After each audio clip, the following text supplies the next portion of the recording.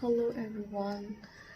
I think in this episode I'm gonna talk about grief and the after effects that the one left behind has to face after their loved one has gone beyond the veil.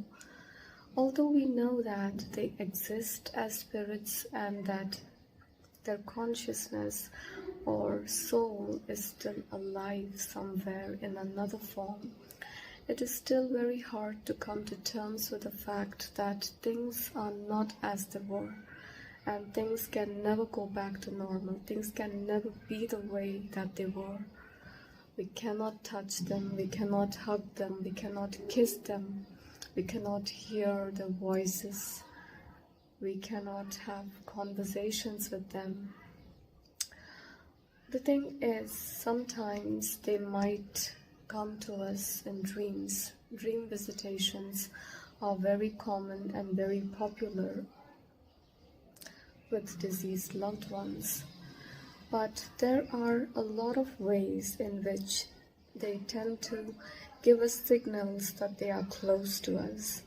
Like, for instance, you may find pennies on the way at random places, white feathers of any color actually, but especially white, and suddenly you can hear their favorite song on the radio or some inside joke, a particular word or something that brings back a spark of memory that you both have together. You might be on your laptop, you might be reading a book, and suddenly you come across that word that reminds you of them. And I think all these are ways in which they try to connect to us. Everything is energy, they say. Everything. This phone in which I am recording, the clothes that I'm wearing, my flesh, the specs, everything is energy. But especially spirits are energy and electricity is energy. So this energy of the deceased person can manipulate the energy of electricity. So they have more control over electricity and they might make it flicker. They might cause objects to stop working, like clocks and your microwave or toaster and things like that. It takes a lot of energy for that spirit to make themselves visible, and for somebody who has passed recently, it is quite impossible to make themselves appear to you, especially if you are grieving a lot, because whenever we cry a lot, whenever we are depressed, grieving or upset, we vibrate on a very lower energy. And it is very hard for that energy to go so low to match up with our energy.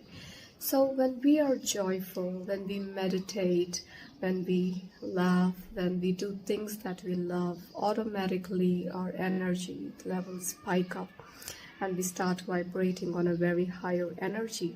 So in that state, it is very easy for your loved one to make contact with you. That's why you might have noticed that spirits usually appear in dreams to those people who are least affected by their demise. Many times you might be thinking that I think about them so much. My life has come to a standstill because of that person, and he hasn't appeared to me, but he chose to appear to someone else. Do they love that person more?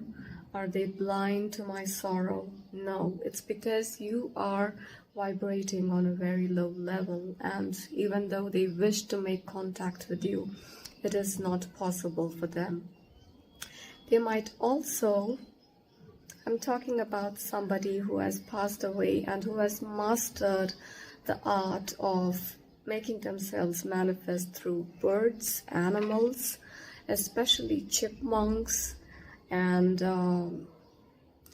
butterflies, dragonflies, and even cats, but especially I think cute little animals, not because they're cute, but because sometimes when you look at a certain thing, it might instill instant fear or disgust in you. Like if you look at a pig, you can't associate that with your loved ones, so they're not gonna choose that. So they're gonna choose something that would bring peace to your heart, like a dove. Butterflies bring joy when you look at them, so they will choose something that'll make you happy. And but it takes a lot of practice for that spirit. If you watch the movie Ghost, in that the main protagonist of the movie dies, he becomes a ghost, and he comes in contact with another experienced ghost who has the power to literally move physical objects like cans and coins. So this protagonist is quite baffled because he doesn't have that trick or power to move physical objects, because when he tries to touch his wife, he's unable to do so. So he goes and asks that ghost how he does that, and that other ghost tries to teach him, and he says that it's all done with the power of intent. So the power of intent is not only quite useful as a tool for us humans on this plane, it's quite important and essential even in the spiritual realm. So it takes a lot of practice. So one of the ways in which you can try to remember your loved one is not only by praying, but there is one particular thing that you can do that I find really useful. Like I read this in a Doreen Virtue book. There was this certain lady whose mother had passed away, and she began to make this new ritual of singing her mother's favorite song in remembrance of her. We all remember our loved ones on a daily basis, but if you sing that specific song that is very close to the heart, like every single day, especially at a particular time, or if you sing that song in the mornings and in the night, that is a very special way of paying homage to them, remembering them in a very sweet and tender manner. So if you miss your loved one, think about the favorite song, and every day after breakfast or before breakfast, after you do a little prayer, you don't have to do a prayer before singing, it's just up to you, but I'm just saying if that is part of your routine, include singing their favorite song. Or if they don't have a favorite song, which is quite a rare case, I think everybody has favorite songs, you can choose and dedicate a particular favorite song right now.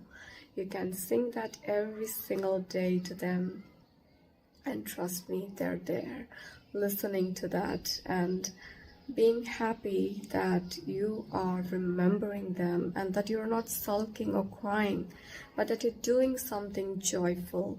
And seeing you enjoy will definitely spark joy in their heart.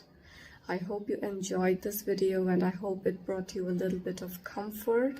What I shared is something that a lot of people already know who are interested in the afterlife community.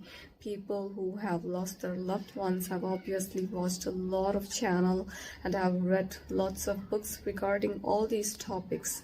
But just in case, if you found something new from this video, please do subscribe to my channel if you liked it, and click a like, and do comment below. Take care, and I'm sending you lots of love. And even in the future, I will be talking a lot about the afterlife subject, as well as it is very dear to my heart. Much before I lost my loved ones, I was drawn towards the subject of afterlife, so I began reading a lot of books, and I learned so much from them.